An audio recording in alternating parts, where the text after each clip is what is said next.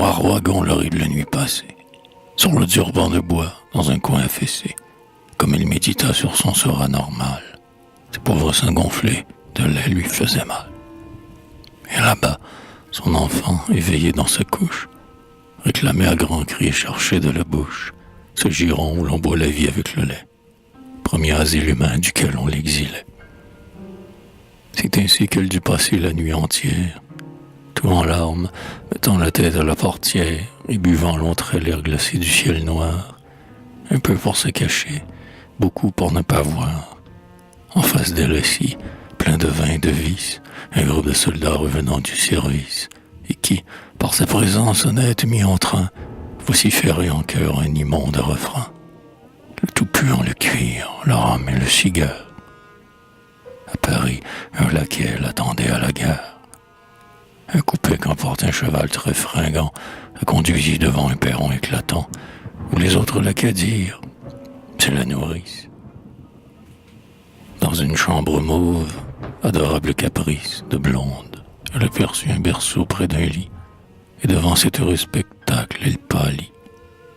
En voyant cette jeune et jolie accouchée, blanche et sur le berceau de dentelle penchée, devant ce doux sommeil d'enfant s'extasier, elle crut voir le sien dans son berceau d'osier, pleurant près du lit d'un père sans vergogne, dont en paille dort son lourd sommeil d'ivrogne.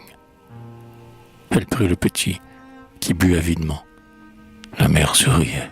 Le père, en ce moment, survint et fit la moue en sentant l'atmosphère de la chambre.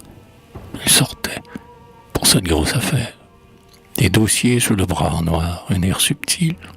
« Ah, voici cette femme. Elle est fort bien, dit-il.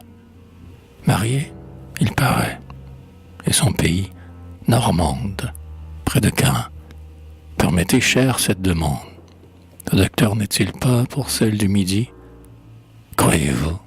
Puis, riant de son rire étourdi, la mère dit, pour peu que cela vous convienne, elle est brune, je veux la mettre en arlésienne. Le costume est joli, puis c'est la mode au bois.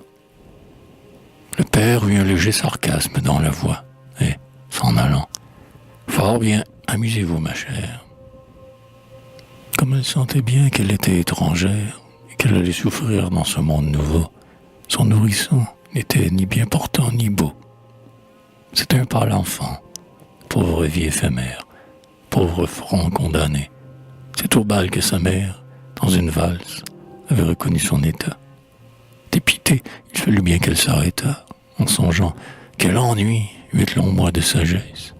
Et quand vint le moment d'avouer sa grossesse, l'homme, la bourse avait baissé probablement, ne trouva tout d'abord qu'un mot suspect. Vraiment? Mais rempli d'à propos, comme un joueur qui triche, il s'attendrit bientôt, sa femme étant très riche.